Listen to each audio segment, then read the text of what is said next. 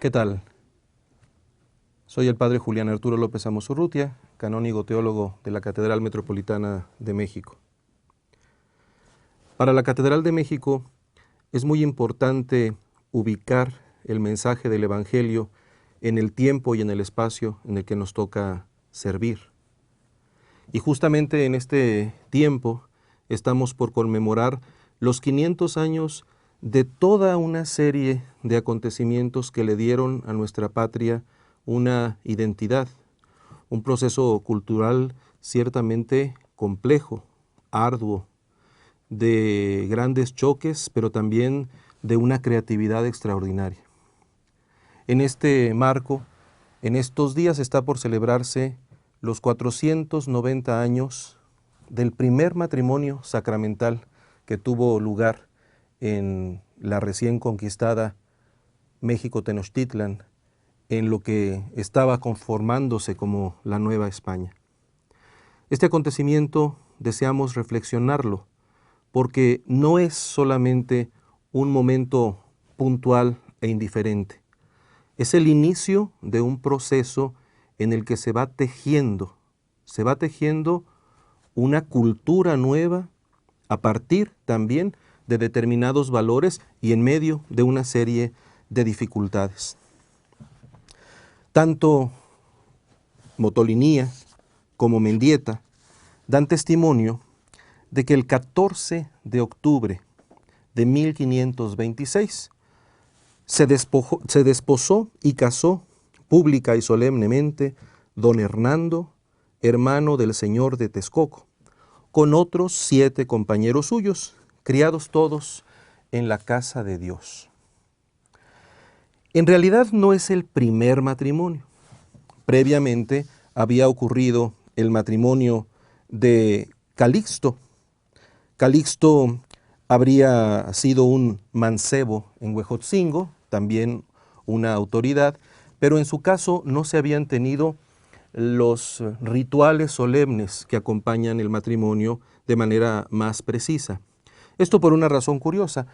Calixto, siendo ya grandecito, empezó a estudiar con los niños en la casa de Dios la doctrina, y cuando él terminó su propia preparación, se tuvo en cuenta que era conveniente que no se fuera sin hacer un matrimonio conveniente. Pero este matrimonio no tuvo la forma solemne que se esperaría.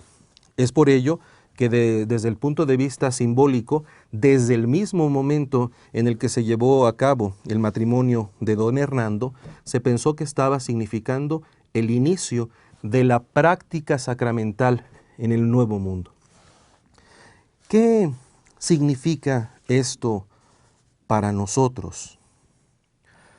En realidad, la convicción de que el matrimonio que da origen a una familia es una realidad de un profundo valor social. Es decir, la cultura se va desarrollando y gestando ciertamente a partir de acuerdos externos, pero sobre todo desde las vivencias internas que de manera compartida, colectiva, se van viviendo. Esto es lo que genera la cultura en su sentido más específico y más propio. Y cuando la sociedad se teje, no se teje desde fuera, se teje desde la interioridad de las personas que van viviendo determinadas experiencias y determinadas relaciones, determinados compromisos. Esto configura realmente una sociedad. Hay que decir que el ideal del matrimonio, el ideal de la familia, no se dio de manera sencilla. Estamos en un momento en el que está siendo, hay que decirlo con claridad, conquistado un pueblo que tenía sus propias costumbres. Pero además, el pueblo conquistador venía de una historia de sus propias luchas. Más aún, en el momento en que se da el primer matrimonio, todavía el conjunto de pueblos que van armando la nación, lo que hoy conocemos como nación española, está viviendo su propio combate. delante del mundo de los llamados entonces turcos, delante de la problemática que tienen en su relación con Francia y con Inglaterra. Es un momento de una enorme complejidad. Sin embargo, hay una convicción profunda.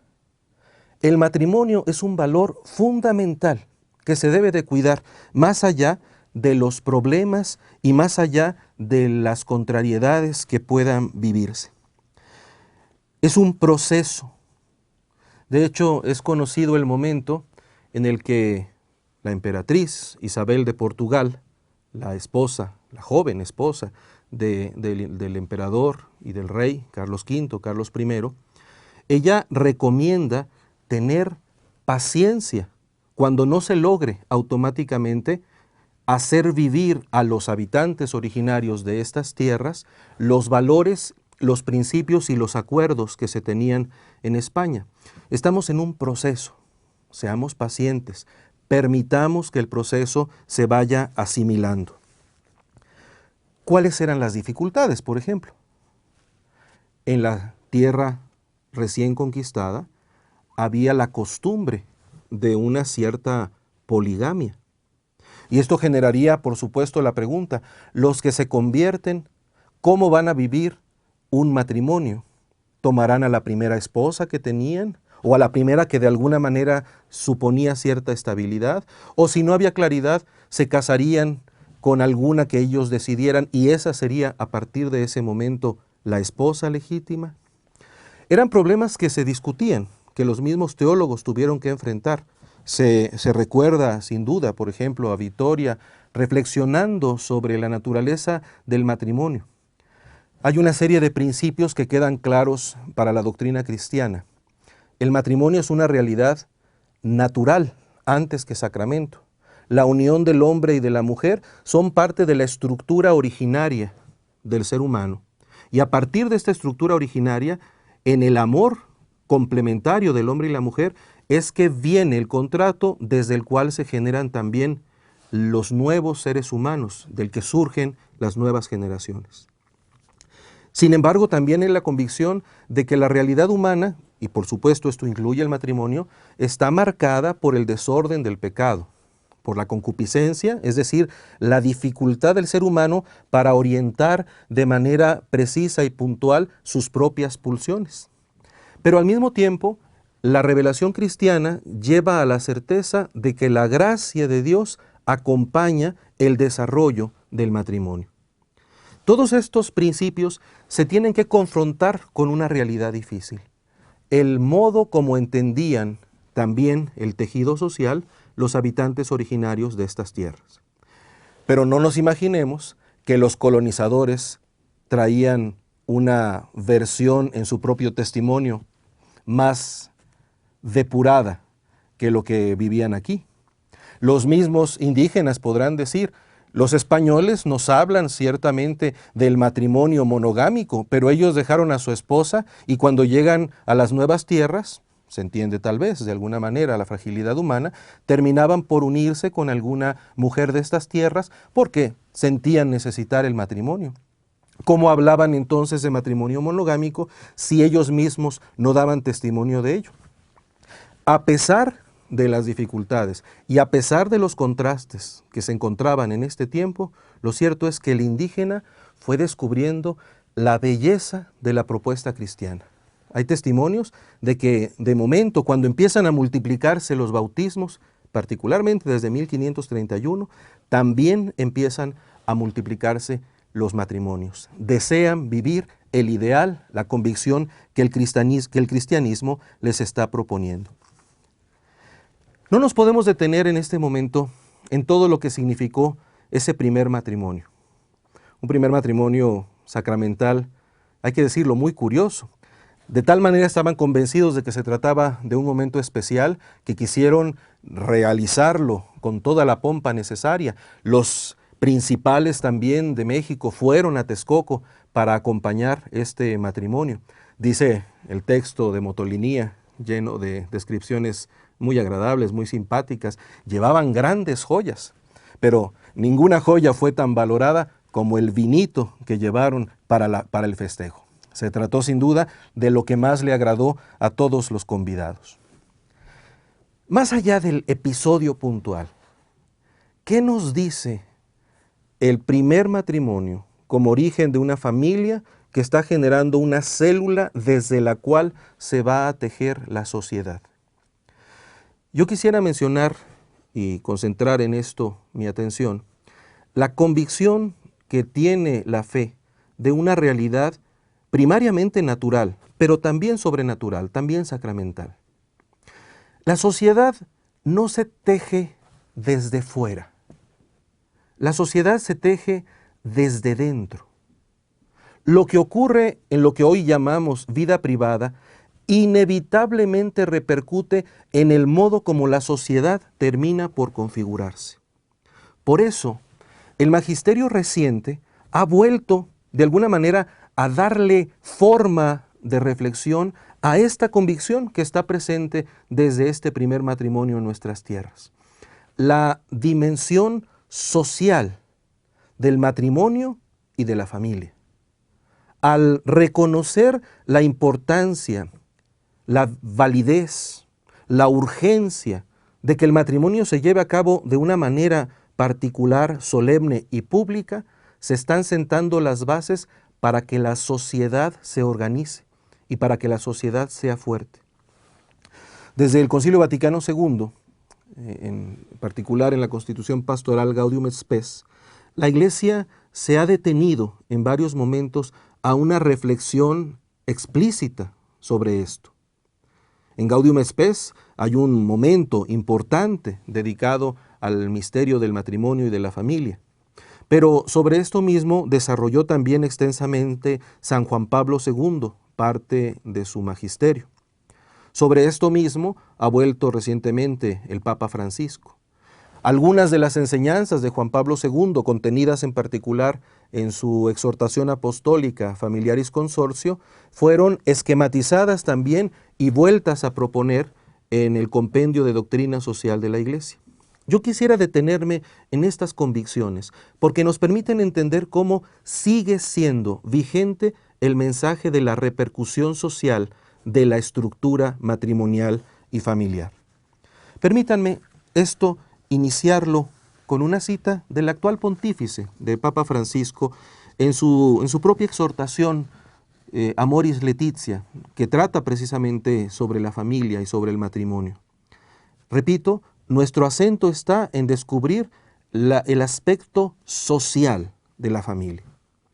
Dice Amoris Laetitia, la familia es el ámbito de la socialización primaria, porque es el primer lugar donde se aprende a colocarse frente al otro, a escuchar, a compartir, a soportar, a respetar, a ayudar, a convivir. La tarea educativa tiene que despertar el sentimiento del mundo y de la sociedad como hogar. Es una educación para saber habitar, más allá de los límites de la propia casa. En el contexto familiar se enseña a recuperar la vecindad, el cuidado, el saludo. Allí se rompe el primer cerco del mortal egoísmo para reconocer que vivimos junto a otros, con otros, que son dignos de nuestra atención, de nuestra amabilidad, de nuestro afecto.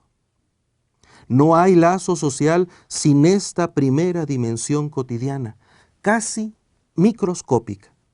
El estar juntos en la vecindad, cruzándonos en distintos momentos del día, preocupándonos por lo que a todos nos afecta, socorriéndonos mutuamente en las pequeñas cosas cotidianas. La familia tiene que inventar todos los días nuevas formas de promover el reconocimiento mutuo. Se entiende de una manera nueva y muy concreta la idea de que la familia es la primera célula de la sociedad. También es ciertamente la primera célula de la estructura eclesial, es iglesia doméstica. Pero en este momento detengámonos en la primera parte, la familia como célula de la sociedad. La célula tiene vida propia. La célula genera una serie de movimientos, de interacciones, de metabolismos. Así hemos de entender a la familia. La realidad básica de la familia es ya una realidad social. Los elementos esenciales de la sociedad se realizan en la familia. Y de hecho, el modo como se realice la familia generará también la salud o la enfermedad, incluso el cáncer o la descomposición de los tejidos de la sociedad. Una célula sana colabora con la salud de los órganos, del organismo, de los sistemas y de todo el cuerpo. Una célula enferma, lamentablemente, puede repercutir también viciando la realidad del tejido completo de la sociedad. Este es un fenómeno sociológico que podríamos incluso referir en los aspectos económicos. Una familia bien establecida es más productiva que una multiplicación de familias, por llamarlas así, irregulares. No estamos haciendo en este momento un juicio moral sobre la repercusión o la responsabilidad social de los que tienen problemas, pero ciertamente la estructura familiar, cuando es sana, ayuda a que también la sociedad, incluso en lo económico, se pueda desarrollar de una manera más adecuada. Para este punto yo quisiera abundar en lo que ha dicho el Papa Francisco, retomando una serie de ideas que están en el compendio de Doctrina Social de la Iglesia, que como ya dije, de alguna manera organiza ideas que también están en Familiares Consorcio de Juan Pablo II. Lo primero es rescatar la idea de que la familia es importante para la sociedad. Y hablará la Iglesia en esto de el momento de subjetividad familiar. Es decir, no ve el tejido social armado desde una estructura extrínseca, sino desde dentro, de la vivencia de las personas. Y esto es lo que ocurre precisamente en la familia. En este sentido hablaré de la subjetividad de la familia, y es la subjetividad de la familia la que establece los nexos desde dentro para que se genere la sociedad. Después hablaremos también del papel externo de la misma familia en el ámbito social. Y por último, mencionaré los aspectos en los que la sociedad está llamada a colaborar con la familia. Empiezo con la importancia de la familia para la sociedad. Dice el compendio de la Doctrina Social de la Iglesia en su número 213. La familia, comunidad natural en donde se experimenta la sociabilidad humana, contribuye en modo único e insustituible al bien de la sociedad. La comunidad familiar nace de la comunión de las personas. La comunión se refiere a la relación personal entre el yo y el tú. La comunidad, en cambio, supera este esquema apuntando hacia la sociedad, un nosotros. La familia, comunidad de personas, es por consiguiente la primera sociedad humana. Permítanme retirarme un instante de este texto y mencionar lo que en esta convicción está de raíz. La familia surge a partir de una comunión totalmente peculiar que se da entre el varón y la mujer, capaces de una intimidad complementaria. Una intimidad complementaria que es simultáneamente el principio desde el que se originan las nuevas generaciones. El modelo en este sentido, que responde a la biología, incluso a la genética, de la complementación que permite que surjan nuevas generaciones, es precisamente el matrimonio. El matrimonio así es una manera peculiar de vivir la comunión humana. Hay muchas realidades de comunión humana. la comunión de socios que se ponen de acuerdo para una empresa, la comunión de amigos que se ponen de acuerdo para un partido de fútbol, la comunión de amigos que quieren vivir una relación muy profunda. Todo esto es verdad, son modos de relación humana. Pero el tipo de relación que funda el matrimonio es la peculiar unión a través de la cual el hombre y la mujer viven una intimidad, evidentemente que incluye la intimidad sexual, aunque no se agota en ella, una intimidad que desde dentro realiza al ser humano en un tipo de amor absolutamente peculiar, desde el que se generan las nuevas generaciones. Esto supone que en la familia y en el matrimonio hay un bien primario, que no es solo bien para los cónyuges, es bien también para la sociedad. En la medida en que el ser humano encuentra esta complementación que lo lleva a su realización plena, también la sociedad está recibiendo los frutos de ese encuentro. En este sentido, aunque estemos hablando de una realidad de intimidad totalmente privada, en la que no hay acceso, digamos, de la sociedad al ámbito interno, sin embargo, ese ámbito interno es un bien para la sociedad, porque fortalece personas realizadas, personas capaces de llevar a plenitud su propia condición también sexuada. En este sentido, el amor del hombre y la mujer son un bien también social.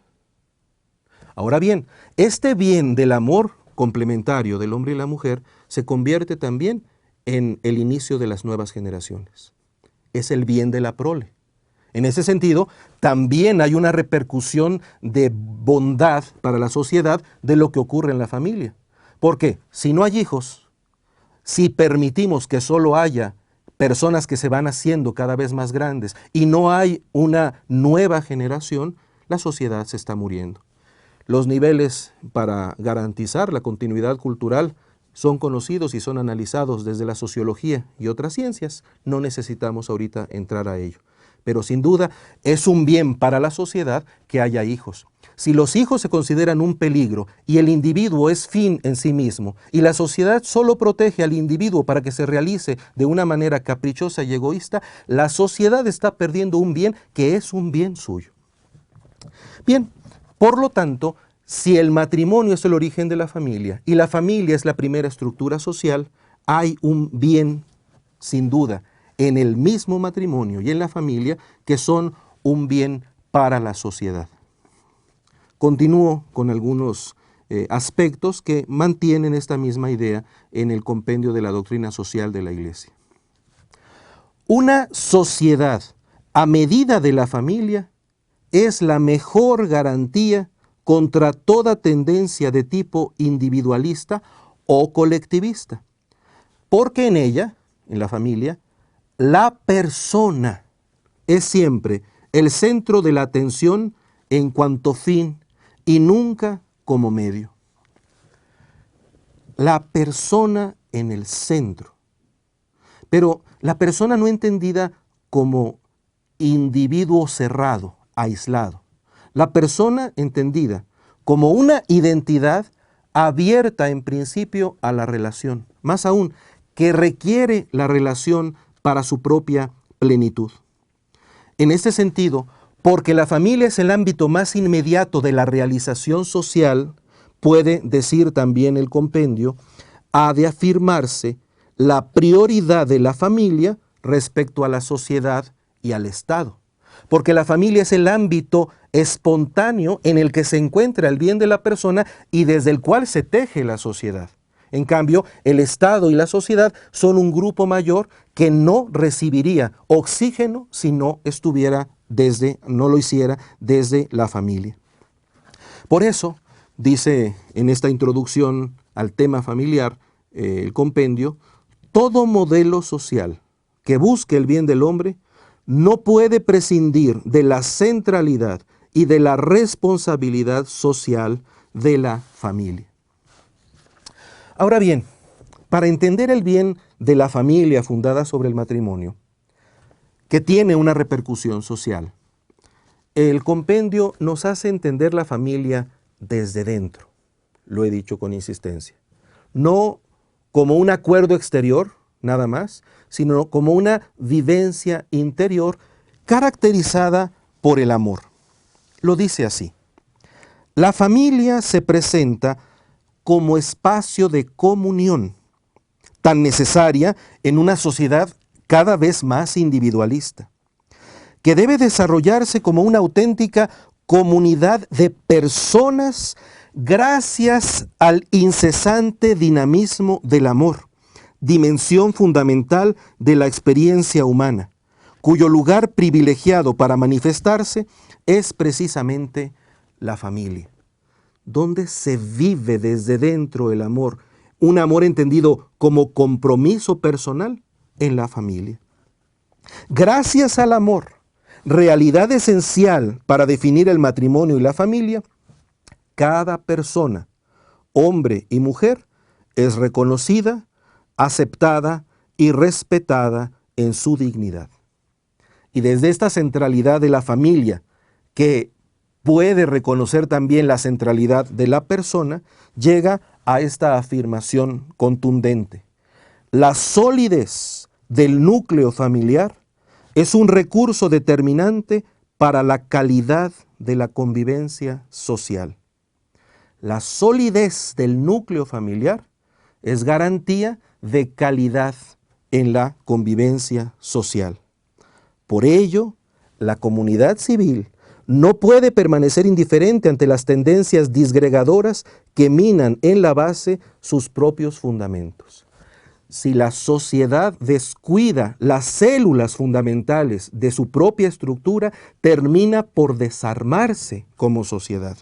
Esta es la convicción primaria de la doctrina social de la Iglesia. Ahora bien, establecido este principio, la familia como célula que desde dentro va armando el tejido de la sociedad, se sigue una segunda consecuencia, que aquí solo mencionaré brevemente. La familia es protagonista de la vida social.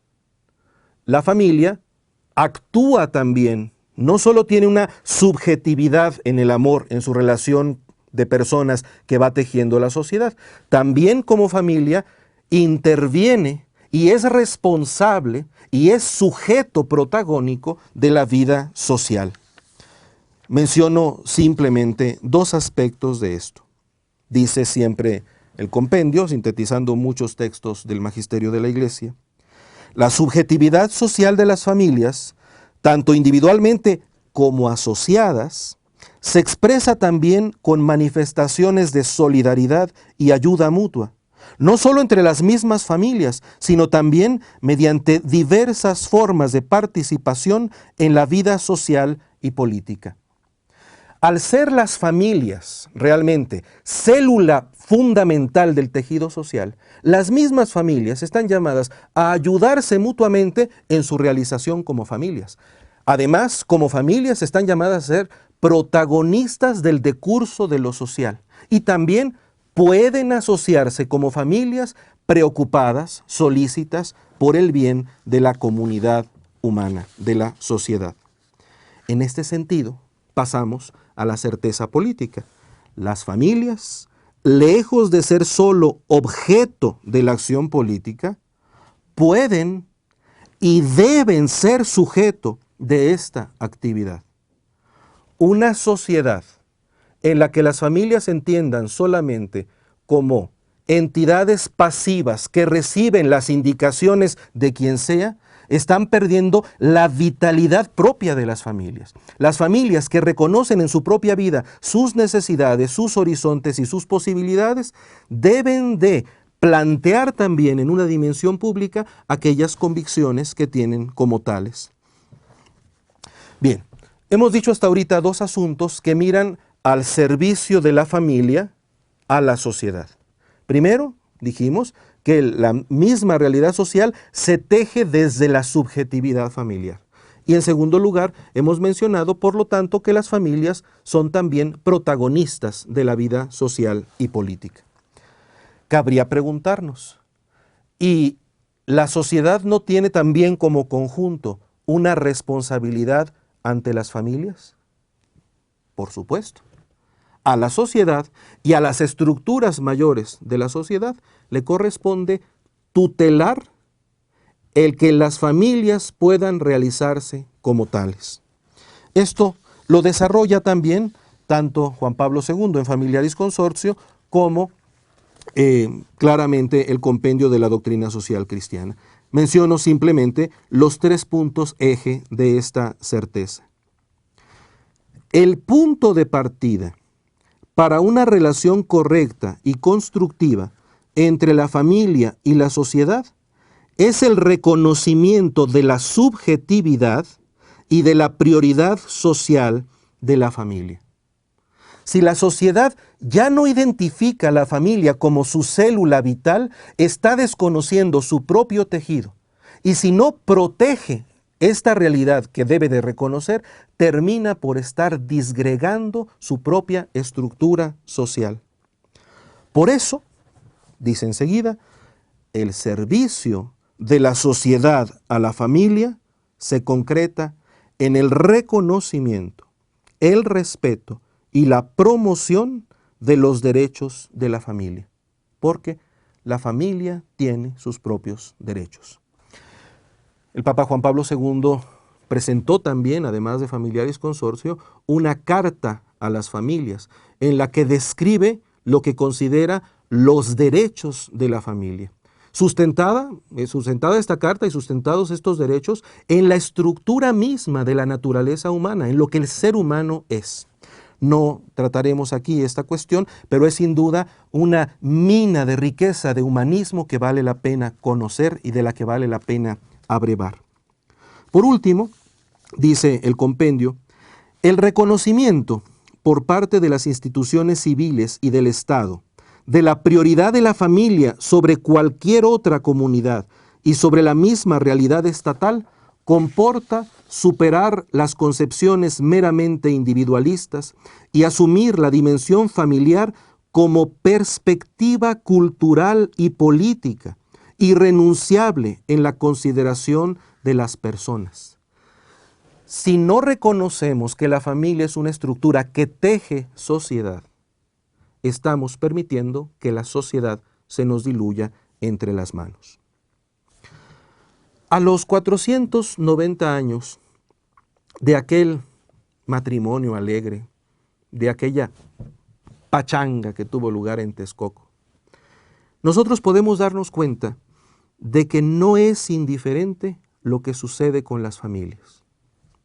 Es verdad que nuestra propia cultura, la historia de nuestro país, ha conocido realmente situaciones complejas, situaciones contradictorias, realidades cotidianas que desdicen con frecuencia la convicción del valor de la familia.